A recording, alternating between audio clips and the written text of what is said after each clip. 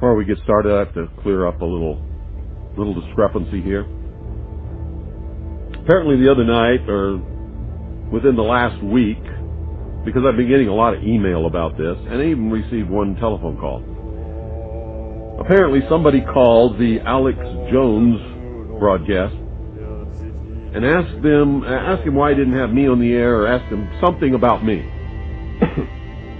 Alex Jones said he had me on the air once before, several years ago, and had to cut me off the air because of the foul language that I used. So on the air tonight, I'm going to tell you, Alex Jones, you are a bold-faced, miserable, stinking little coward liar. Anybody that comes up here and tries to encroach upon my rights or take away the protection of the Constitution from me and my family is going to get a bullet. And that's just the way it is. They've stepped on their dicks this time. No matter what they do, they lose, and they know it. Because if they make a martyr out of William Cooper... Now, let me say that again so there's no mistake about it. You can all tell Alex Jones that I said this, and I suspect he's listening because he does. Alex Jones, you are a bold-faced, stinking, rotten little coward liar. They've stepped on their dicks this time. No matter what they do, they lose, and they know it. They've stepped on their dicks. They've stepped on their dicks. They've stepped on their dicks. I was only on the Alex Jones show one time. It was years ago, when I didn't know who he was, when I didn't realize what a liar and a coward and a sensationalist bullshit artist that he is. Today, there is a colony which exists on the planet Mars. It is a United States-Russian alien facility. He was on one little FM station down in Texas. He wasn't on all the stuff that he's on now. And I agreed to be on his broadcast. That's when I was doing guest appearances on broadcasts years ago. I was not cut off. I did not use any kind of foul language whatsoever. They've stepped on their dicks this time, no matter what they do. I was not cut off. I did not use any kind of foul language whatsoever. They've stepped on their dicks this time, no matter what they do. They've stepped on their dicks this time, no matter what they do, they lose, and they know it. Because if they make a martyr out of William Cooper... He treated me very well, and I stayed on for the whole show. Some of you in Texas know that that's true because you heard the broadcast and you taped it.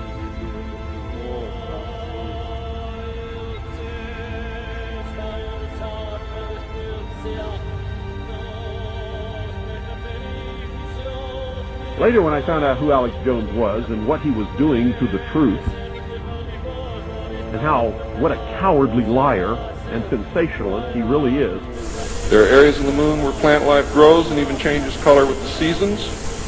And this seasonal effect is because the moon does not, as claimed, always present the exact same side to the Earth or the Sun. There is an area that wobbles in and out of darkness on a seasonal basis, and it is near this area that the plant life grows.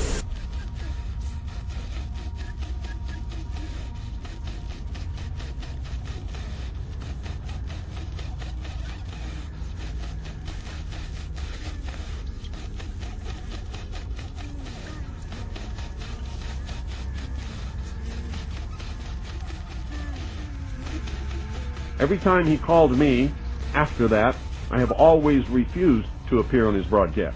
Absolutely refused to lend him any credibility whatsoever by appearing on his broadcast. And that made him very angry. I've also revealed him for the lying, sensationalist, bullshit artist that he is. There's no reason why you or anyone else cannot walk on the surface of the moon or in space in a vacuum without a spacesuit.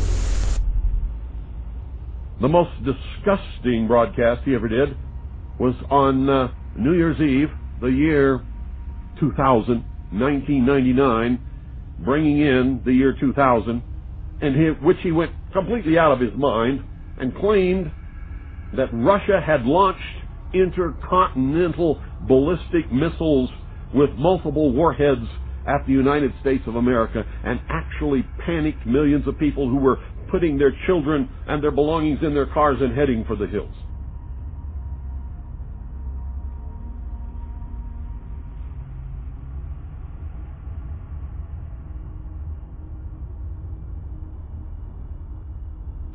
Nobody has to lie about me, Alex Jones. So I suggest that the next time somebody calls your broadcast and asks them about me, you tell the truth. There's lots of truth that you can tell about me. But don't ever lie on me, buddy, because I'll chop you off at your ankles. I will chew you up. I will spit you out for the lying, stinking, rotten little coward that you are. Successful. And if you should not be successful, don't give up. Attack and attack and attack and attack and attack until he's laying, bleeding on the ground and cannot ever get up again. What you just heard is the voice of Milton William Cooper, Bill Cooper to his followers. My name is Douglas Dean, and I agree with his statement.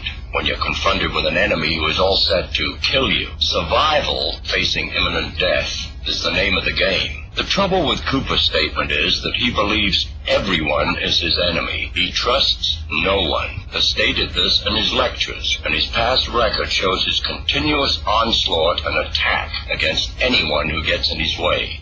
The list is long. Michael Callan and I made the mistake of trying to help Cooper get his message across in a big way, where it would do the most good.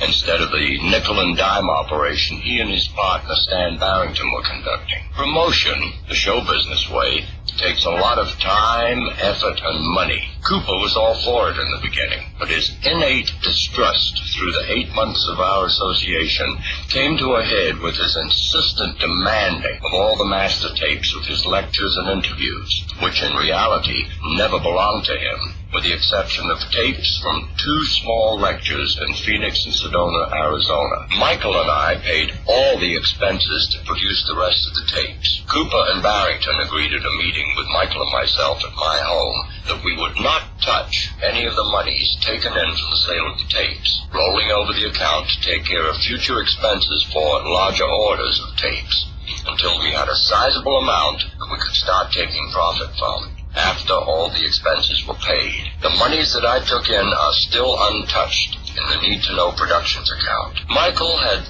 3 big lectures set up for Cooper, which he still doesn't know about. But Cooper's greed for the instant buck and demands for the master tapes gave Michael an uneasy feeling, which kept him from finalizing the deals that he was setting up. We are both more than happy that he didn't make those commitments. After a very poor turnout for his lecture at the San Diego Convention Center on May 26, 1990, Cooper's half-drunken firing of me was really a big laugh now that I look back on it. I didn't then, and never had, worked for him. On the 28th of July, 1990, at 1:30 in the morning, Michael got a series of phone calls from Cooper over an hour's period. When the phone awakened him, all he said was, "Hello," and kept the message unit on record. The following are unedited copies of those calls from Cooper, which are on file with the Los Angeles Police Department.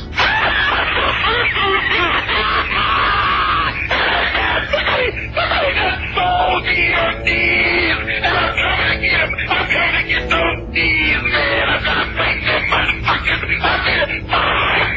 fucking pieces.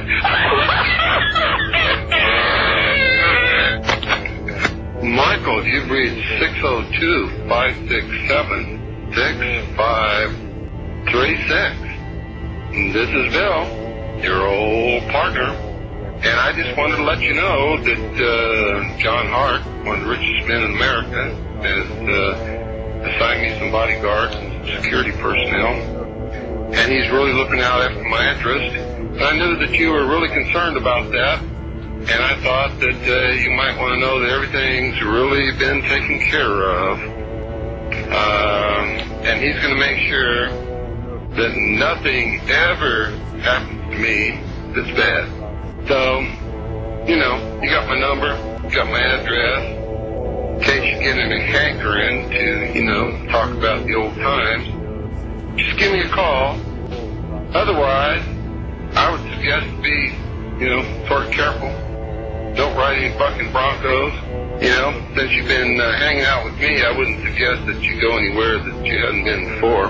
I just suggest that you be real careful, especially since you've been hanging around with me, because, you know, who knows what the government's going to do to either one of us. But I guarantee you, ain't nobody ever going to hurt me and get away with it. I suggest you think about that. Take care, Mike. I love you. Annie sends her best wishes, and, you know, little Dorothy, she ain't talking yet, but she loves you too. And we're going to make sure that you amount to something, even if it's a pile of horse shit. And you take care of yourself. We're going to be thinking about you all the time, and, you know, we'll call you in a couple of weeks just to see how you're doing. Take care, Michael. We miss you. I mean, we really miss you. And we're going to get you a real good present real soon.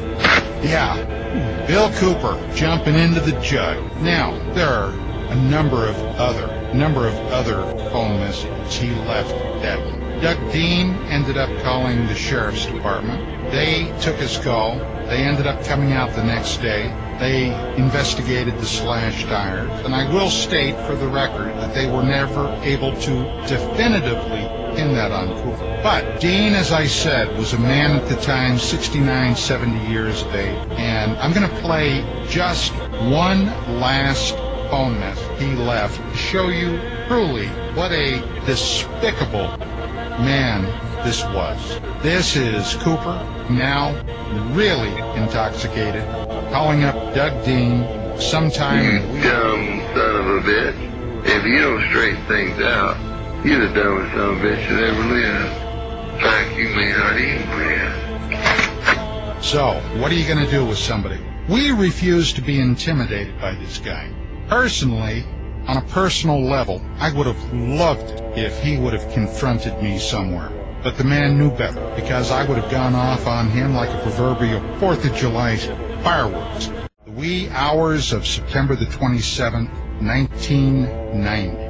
What is that? I think the facts are that the reason the people wanted... Tell the truth or doesn't he? It's cut and dry. Okay, but Don, I think with the mail that I received, I just want you to know what they wanted to know. They wanted to know if, in fact, you were telling the truth in the magazine of Bill Cooper's Well, if I'm not telling the truth, and it's very simple. Cooper can sue me. Right. We'll go to court. That's what a lot of mail also. Bill, are you in the process of suing them? Well, if you'd gotten my newsletter number 6, you would have seen that because of what UFO Magazine has done, I now have more speaking engagements than I've ever had in my life. Well, that's a nice Issue number 6, I encourage Vicki Cooper and Don Eckert to continue, because now people who never heard my name before want me to come and talk in their town. Now, that's my point, Billy. But that's not still in Las Vegas, and I tried to go on head-to-head with Mr. Cooper, and he stated that he already had a legal suit filed. Right. Now, I rest Wait a minute. I called Billy Goodman back and told him that I would be willing to go on with you that Saturday. That's right. Billy said that you were then not willing. Well, then he didn't tell you the truth, because I tried to call him 3 times that week to find out. I never said he was not willing. I never said that, Bill Cooper. No, I never said he was not. Misunderstood you. Yeah, I called you back. Yeah, no, I never. I said I would see what would happen. I was supposed to hear from him,